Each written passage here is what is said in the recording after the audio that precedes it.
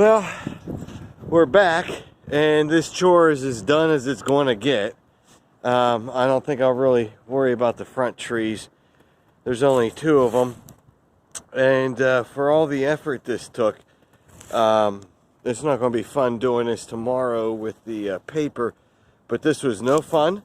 I expended way too many curse words on a Good Friday to accomplish this chore.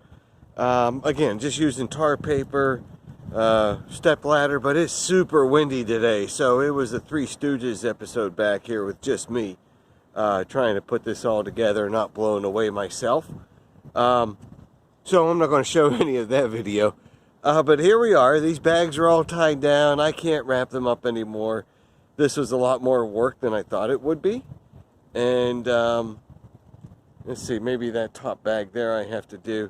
But again, if I saved myself maybe, I know it doesn't look like much, I know this isn't pretty, but if I saved about 100 and 150 peaches maybe, you know, save part of the tree, you know, try to follow the advice. I build up nice mulch and soil over the years.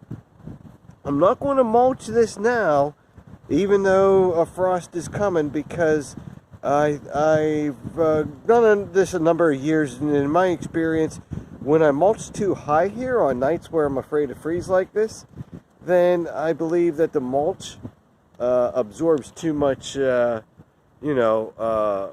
radiation from the sun and keeps the heat more than it sinking down into the root level where it needs to be. So I'm not going to play around with covering the roots here or covering the base of the trees any further than what it are. Just try to avoid any heavy frosting. I'm not going to come out here and run a sprinkler, I don't know, 3 times during the night, which I've read. I guess that's what farmers do with big crops. I'm not coming out here with water in 27-degree weather and trying to spray it around. So, since I'm not willing to do that, this is what we've done instead. I've earned a break, and we'll come out tomorrow. We'll see if it really got that cold.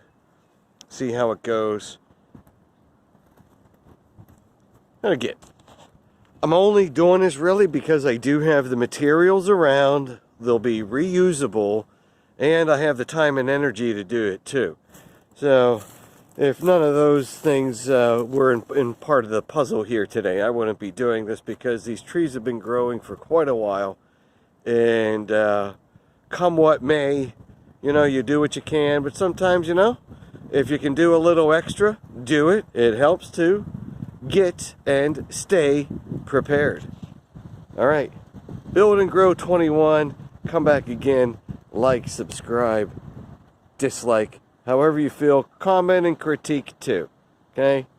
So there you have it. Protecting peach trees for the cheap and lazy.